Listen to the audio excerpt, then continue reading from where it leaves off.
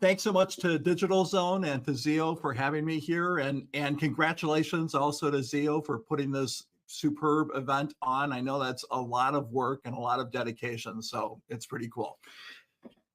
So let's dive into talking about BigQuery and GA4, some of my favorite subjects. So my name is Fred Pike. I'm a managing director at a digital marketing agency in Milwaukee, which is close to Chicago, for those of you who are not in the US. And I'm the GA and Google Tag Manager practice lead here. We're about 45 people. And yeah, it's a good group of people. And I love GA and GTM, particularly GTM. But that's not what we're talking about today. We're talking about reasons why or why not you want to set up and use BigQuery. We're going to be talking about connecting to BigQuery.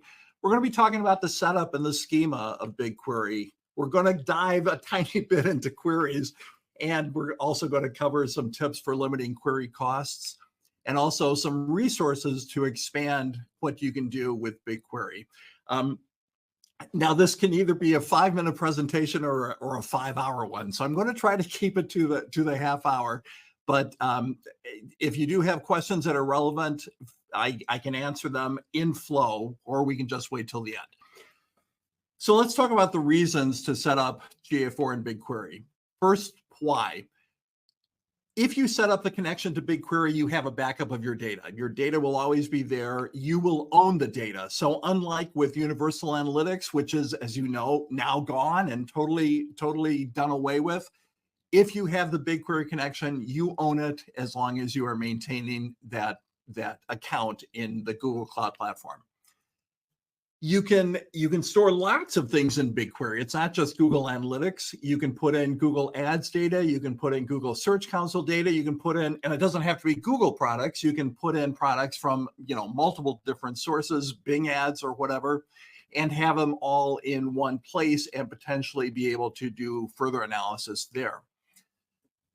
One of the things that I really appreciate about the BigQuery connection is that you get past the 14-month or 2-month default limitation of the data retention settings in GA4 admin. And this doesn't affect the standard reports in GA4, but it does affect the explorations.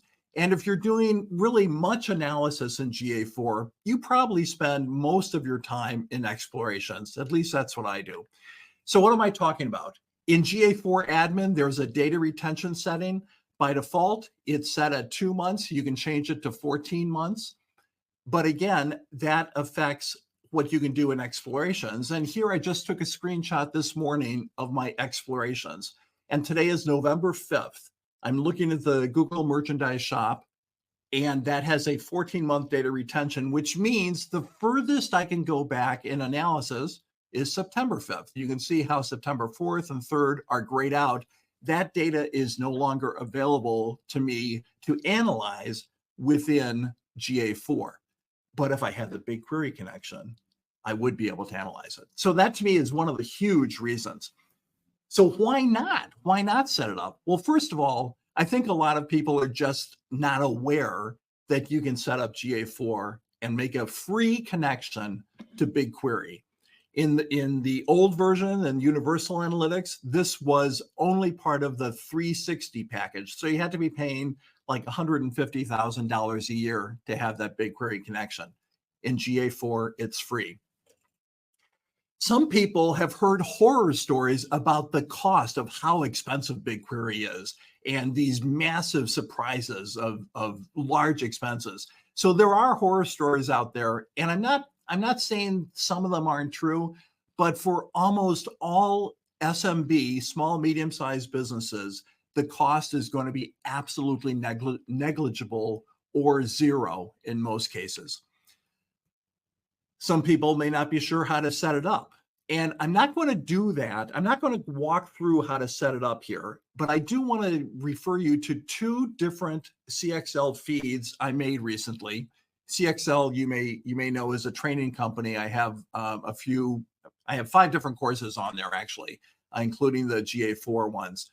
But I did some feeds, which are short little snippets, like 10 minutes or less, on some specific aspects. And I did one on the cost. I did one on the setup. So you can look at those if you're interested.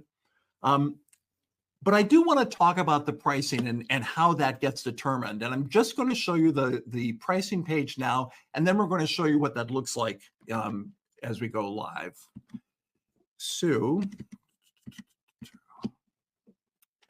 BigQuery pricing, there are two different aspects of it. One is the storage cost, and the second is the cost of querying or using the data, trying to get information out of the data. So if we look at the storage pricing, there's really two different things we're looking at: active logical storage and long-term logical storage. And the active is data that has been stored in the last 90 days. There was a 90-day window there. And after 90 days, it turns into long-term logical storage. And you can see that the cost is really pretty minimal.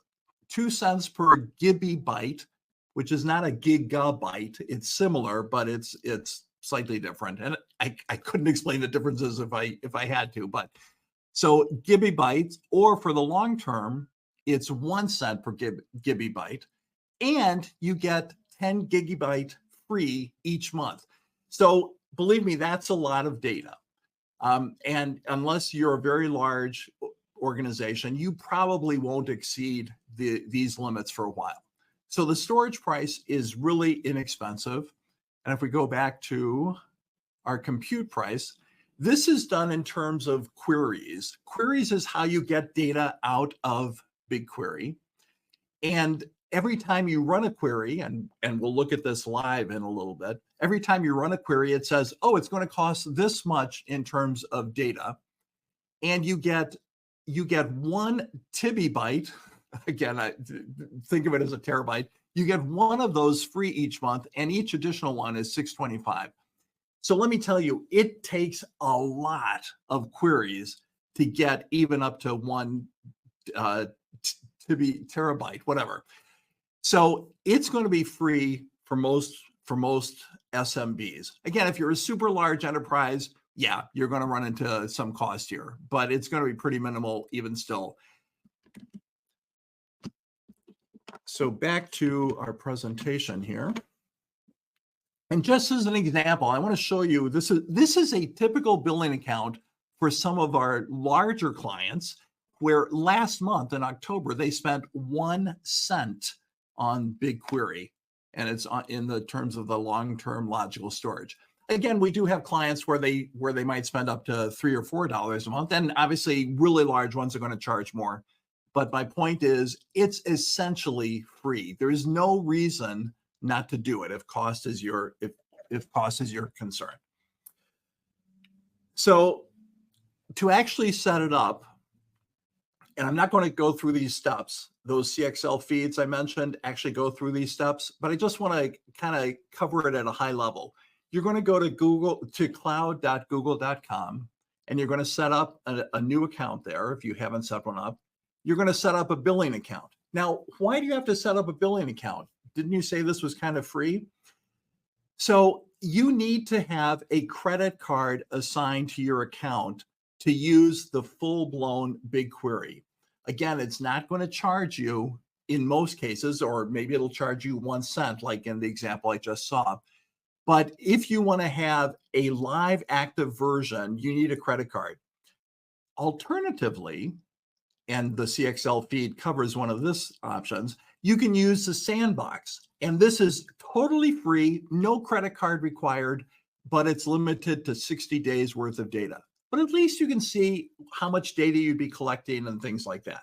So we'll look at an example of that very quickly. Then you're going to set up a BigQuery project, and you're going to link to GA4. You're going to link GA4 to it from your admin screen. Again, for most people, there will be no problem fitting your data into BigQuery, but you may wonder if you'll fit. So here's a typical client. Here I'm looking at their GA4 admin screen, where I have already set up the connection to GA4. And you can see that they have 18% of their 1 million daily limit, and that's 1 million events that can be sent to BigQuery.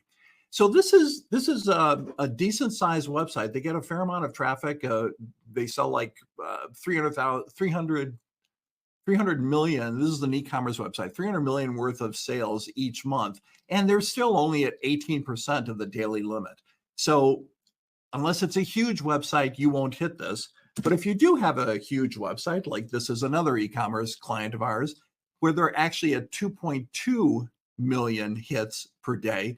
So they are exceeding the limits. They would really have to, upgrade to the 360 version and pay, I think it's now $50,000 a year. But for right now, they're not hitting that.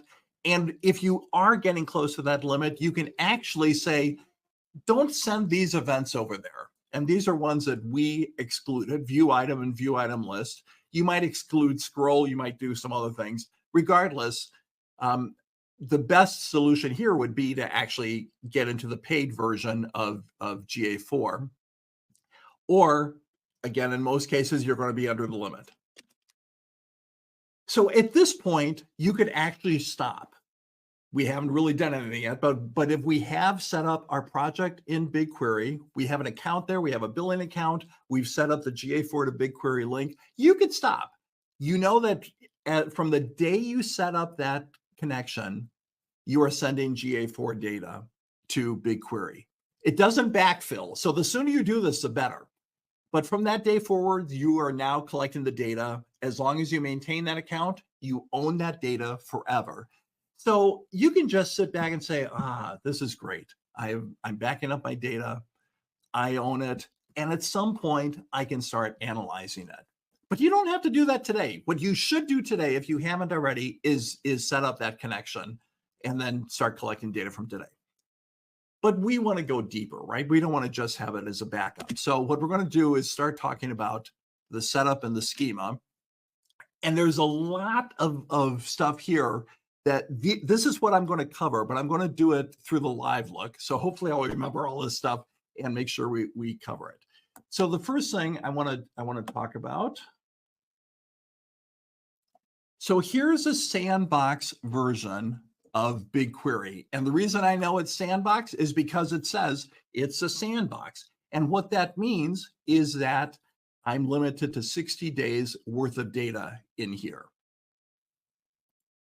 And we'll go into this a little bit deeper, but what I want to show you is here's my project, here's my events, and if I look at any of these, you can see that this event was created on October 31st, and it expires 60 days from now, basically. So that's what I mean about the expiration. This is free. You can play with it. You can do the queries. You can do everything you want, but the data does expire. So this is how you get started if you wanted to just play around with it. But what you're really going to be doing is going with a paid version, and that's an example here where I've already created everything in BigQuery, and in this instance, I have an organization called NWS Digital. That's Northwoods Digital. That's our company. And I set up this as an organization so that I can have multiple projects within that organization in the Google Cloud Platform. And it's if you're going to have multiple projects, it's a great idea to set up an organization account right from the start, because you can apply security. Your IT department is going to be happier with that. But I will say that setting up an organization account is a little bit tricky in that you need to have access to the DNS records, and you need to be able to add to the DNS records. So that's not something that the marketing department typically has access to. So many times, initially, we set up a personal or no organization. I think they call it an individual account versus an organization account. And you can do that there. It's super easy to set that up. That's the way I normally start with most people. And it's very easy to take an individual project and move it into an organization at some point once you set up the organization. But don't let the organization stop you from setting up the account. Just go ahead and set it up. So we'll go back to our organization one. And then once you have BigQuery set up, oh my gosh, 30 minutes is coming up soon. You can also look at some real data from the GA4, I'm sorry, from the Google merchandise store. And that's what I'm going to be looking at here. So I've just clicked on this, and you see that there are a number of, there are quite a few here. There are a number of BigQuery public data sets that you can bring into BigQuery and play around with, do queries and stuff like that. What I'm going to do is use the GA4 samples, which is now 3 years old. It's back from 2021. What we have here, we have an events table, and you see there's 92 of them. Those are individual days. The way information gets sent to BigQuery from GA4 is as individual daily tables. Actually, let me show you over here. There's 2 ways that shows up. You have the events table. Again, this is individual daily tables, and you can see right up here that I have tables going back to 2020. From like, I don't know when it started, October, September sometime in 2020 is the very first time I started sending data from GA4 to BigQuery. But I have 1,479 daily tables, and I also have the intraday tables, which means it's as soon as an event hits GA4, it within a minute or less, it also shows up in the intraday. So it's kind of like real time. It's not quite as, it's near time. It's really close to real time. So those are the 2 different tables that you will typically see in a GA4 BigQuery instance, the events and the events intraday. In this example with the GA4 BigQuery data, there's only the daily tables. And as I said, this goes back to 2021 and 2020. So there aren't a lot of days here, but at least you can play with it. What we look at here is the schema, i.e. how things are set up in the data, what fields are defined. And the thing that gets most confusing, actually we'll say that because we're going to look at this in a sec. Let's look at the preview. Here's a list. Here's the data that is showing up right now. We can see the event date. We can see that there's a page view. And this section here is probably the most confusing part of the BigQuery GA4 integration, in that this information is nested within this first record. So we have one record here, and there are a number of subfields, you can think of them, like page location, like page title. And the only way, if you wanted to pull that out through a query, you have to what's called unnest these. These are all nested, and I'll show you how you unnest that in just 1 second. But let's say we wanted to just get a preliminary query going against this. Let me close this. And I'm going to query some data from here in a new tab. And this is the most elementary table or query you can get. We're going to select, actually, that's okay. Anytime you do a query, and that queries is what you use to pull data out, you're always going to select certain fields. And in this case, I'm saying asterisk. So give me everything. And you're going to say from where. So there's going to be a data source. And then there's some things that you do after it, like arranging or sorting or filtering, which we'll look at in just a second. So this right here is the biggest, widest query you could get. Basically say, give me everything. And you can see that this query will run 19.14 megabytes. That's against that 1 terabyte of queries that you get as part of our BigQuery pricing structure. So it takes a lot of these to get to that 1 terabyte. So here we're going to run this.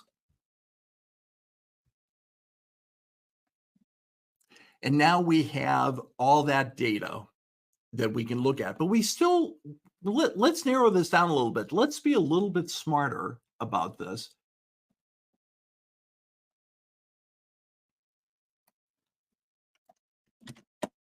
And I'm going to change this query and make it a little bit more complex.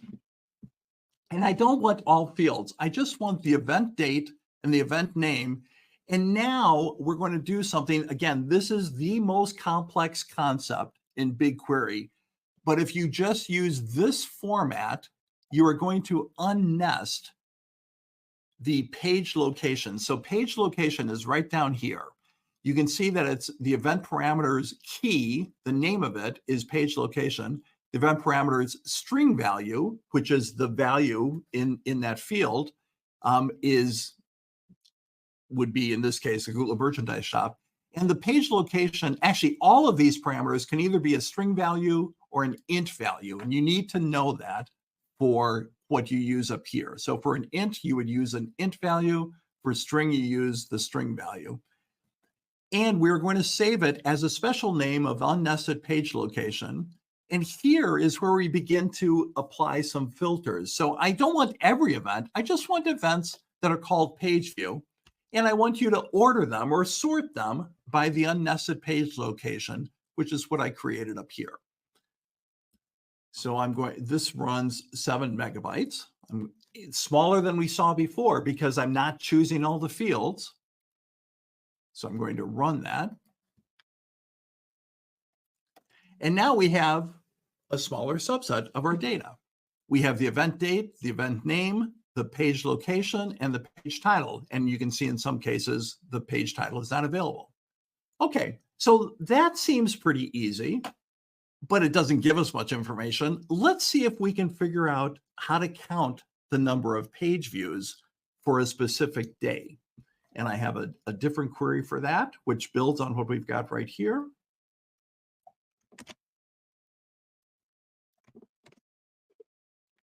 So this top part is the same. We're choosing event date, name, the page location, and the page title. And now we're going to treat all of those, everything that has all of those in common, we're going to say that's a page view. So a thing that's on the same date, the same event name, the same page location, and the same page title, we're going to count that as a page view.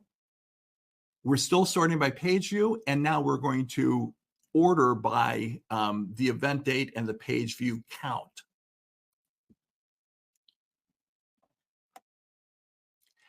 So now we know that on January 31st of 2021, the home page had 1,533 page views. Cool. All right. So that begins to give us some information that we could have gotten from GA4 from the native UI, but now we have some more manipulation options, and we just are looking at one day. How do we know we're looking at one day here? The way we know that is through this table, this portion right here of that event. It's 2021-01 January 31st. So the 31st day of January. Let's say we wanted to look at the 30th and the 31st. We're going to get rid of that 1 and put in an asterisk instead. So either of the daily tables, the 30th or the 31st, let's run this. And now we have information from the 30th. And if I jump to the very end, I have information from the 31st too. So we started with a pretty simple concept with the queries. Select something from something and then filter, do some things against it. And you can see it gets tricky. It can get tricky pretty quickly.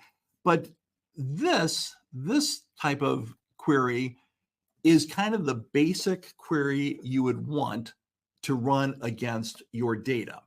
I'm conscious of time here, so I want to show you a little bit more here. So this is what we just showed you. Some comparisons here, and then I want to talk a little bit about limiting the query costs.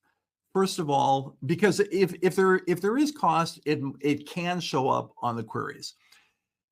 So the first step is always look at your query step. So look up here. I showed you that a couple of times, and see what the query steps are or how big it's going to run. I showed you looking at one day. So a really good tip is to just do all your querying against one day's table first, and then you can see what the size of that query is going to be versus all days. It will give you everything. And so you can see the size of the query is quite a bit bigger when you're running it against all days. So you really want to make sure that as you're testing your query, as you're building it, you run it against one day as opposed to all days. And then there's also something called limit 1000, which doesn't do what you think it's going to do. All it's going to do is limit the number of rows it returns, but it doesn't limit the size of the query. And that's a really common misconception. So here's an example. I'm showing all days, 1.22 gigabytes, and I add the limit, and it's still 1.22 gigabytes. So the limit 1000 doesn't save the queries. All right.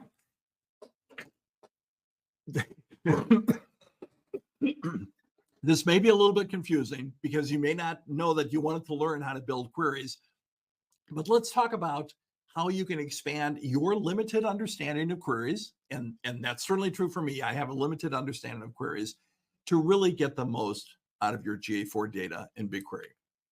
So the first one, of course, is any of the LLM models. And I typically use ChatGPT. And I always prefix whatever I'm going to do there by saying I'm using GA4 data with BigQuery.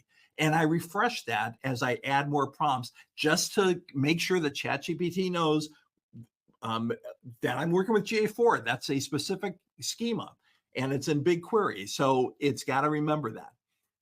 I also like, particularly if I'm dealing with a fairly complex query, I like to check in every now and then with ChatGPT and just ask it, tell me what you think we're doing here. And then I read what it says and says, okay, it understood what I wanted or it didn't. And that is phenomenally useful, actually.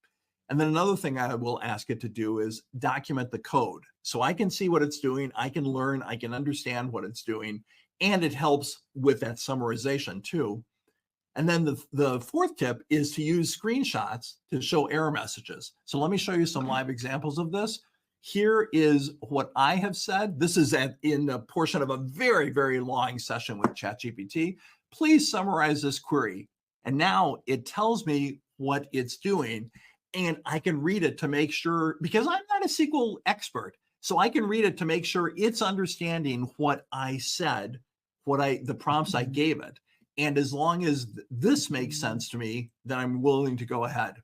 Now, here's another example. How would I add comments to document what it's doing? And now it just added comments. So when I copy this code, and if I save that query, I'll know what it is.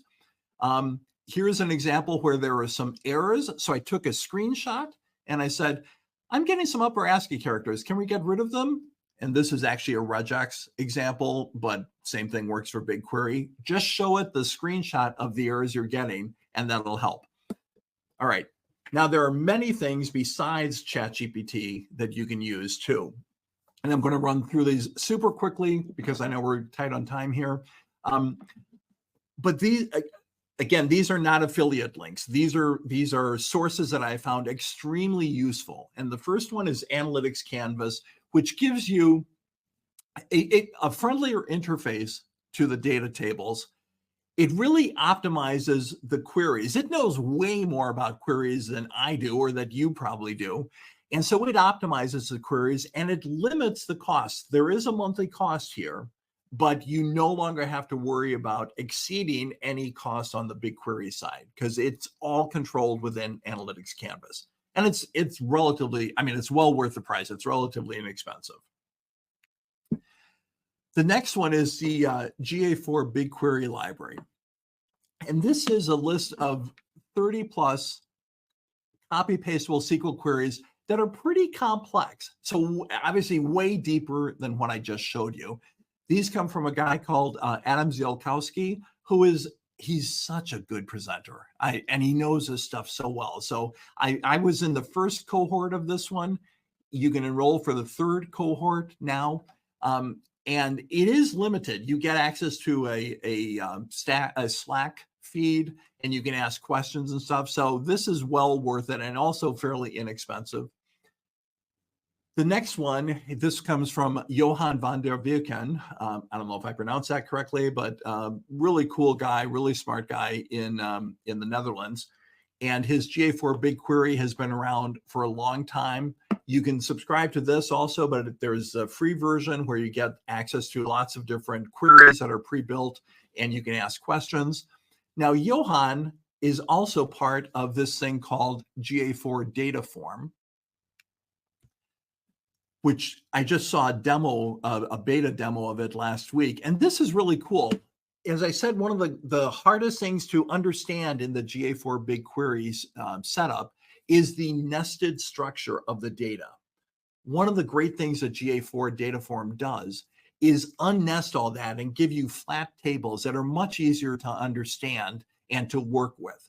So I won't go into more detail, but go to this website, sign up to get notified of when it's coming out. It's going to be coming out soon.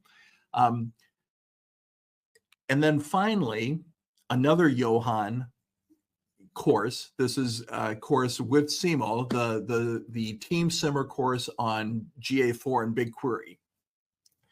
The other resources I just mentioned really are things to help you, and that they're kind of assuming that you do not want to become a SQL expert and really dive deep into BigQuery, into building queries. If you do want to do that, if you want to know more, if you want to understand how those queries are built, then this course is excellent.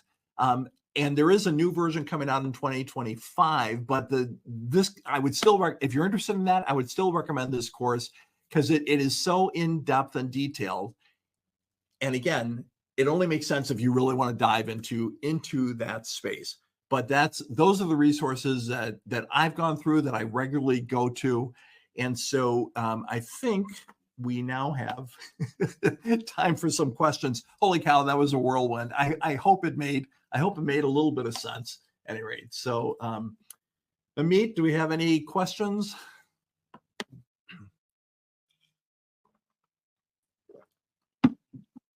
Hi, Fred. It was great presentation, and I took some notes, but I believe you are going to share the presentation after the... Yep. Perfect. Thank you so much. Yeah, we have a couple of questions, and let me get the first one to the stage. So as you can see, I can read the question for our audience. How do you set up BigQuery to integrate seamlessly with GA4 for advanced analysis? Yeah, so the that's kind of the so let's go into an analytics thing. So first, in analytics, let's kind of do this. So let's start at cloud.google. Actually, I think I have it right here. You're going to start at cloud.google.com. This is the beginning of the Google Cloud Platform. So start there. You can either start for free, or if you've already set things up, you're just going to go into the console. But this is where you start. So you would create an account, and you would create a billing account at this process if you wanted to. And then you would create a project. So let's go into my console. Oh, and while we're in here, I did want to talk about one other thing that would be really important. So here I have a project. I would create a new project. I would give it a name. I would give it a location, that organization or individual account, and then I would create it. And then I would attach it to BigQuery. And again, this is all covered in that CXL feed I mentioned, and that'll be in the presentation PDF that I've already shared, or that I'll be sharing momentarily. So you would be able to get it that way. And then in the analytics side, in admin, you want to go to the product links and go to your BigQuery links. And here I'm in the Google Merchandise Shop, so I don't have rights here, but you would click on the link here, and then it'll it'll actually, let me go to one where I actually do have rights. It doesn't matter. You would go to you would see the BigQuery links that you have access to. Let's just do this. I don't have rights here. Okay, too many different Chrome profiles, so I won't show you that here. So those are the essential two big steps. Set up a project in Google Cloud Platform, and then set up the link in GA4. And just one quick thing I wanted to talk about in BigQuery itself. If you're concerned about a billing cost, it's really a great idea to set up a billing alert. So from the hamburger menu, if you go to billing, we have multiple billing accounts here, but you can set up an alert, and I will just show you what this one is. So I have set up a target amount of $10, and if I get to 50% of that amount in a month, I'll get notification. An email will be sent to all owners of this, 90% and at 100%. So I'll get 3 different notifications. Now, unlike Google Ads, it's not going to stop the processing. It's just going to tell you that you've hit the budget. So really important to always set up a billing alert. I've never actually gotten one of these alerts because BigQuery is so cheap, but it's still a good idea to set it up. Okay, Mamit, I hope that answered that question. Yeah, it's perfect. And I will also keep this in mind. Thank you. Yeah, absolutely. And the next question is, what are the key differences between GA4 and Universal Analytics that marketers should be aware of? Well, the single key difference is that GA4 is still alive and UA is dead. So, we haven't had data in Universal Analytics since June 30th of 2023. So that's a big one. For me, the single biggest difference is the event model in GA4. So everything in GA4 is an event, and and then there are parameters within that event that describe that. So the best example I always think of this is that it's how we converse with people in the world. So if I say, and this is the example I always use, if I say, hey, I just got a new guitar, that's an event, bought a guitar. Mamit, you may say, oh, what brand did you get? That's a parameter. What type? Is it acoustic or electric? Is it nylon string? So each of those questions are parameters that describe that event. The event is bought a guitar. The parameters are brand, string type, electric, acoustic, whatever. So for me, the whole GA4 event model makes so much sense. It's the way we deal with the world, events and parameters that describe that event. So for me, that's why I really like GA4. And I am a GA4 fan, to tell you the truth. And I know a lot of people, I miss Universal Analytics, but I really do like GA4 and the event model. Perfect answer. Thank you so much. By the way, I am missing the Universal Analytics a lot because I still didn't have time to get into GA4 and learn all this stuff. It looks really terrifying for me, but I have to start in some way, I guess. All right, good. Okay.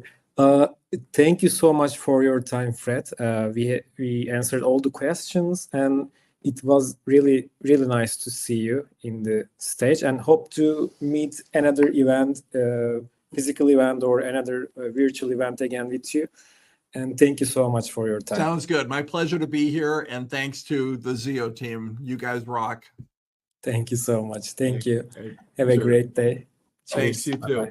Bye-bye.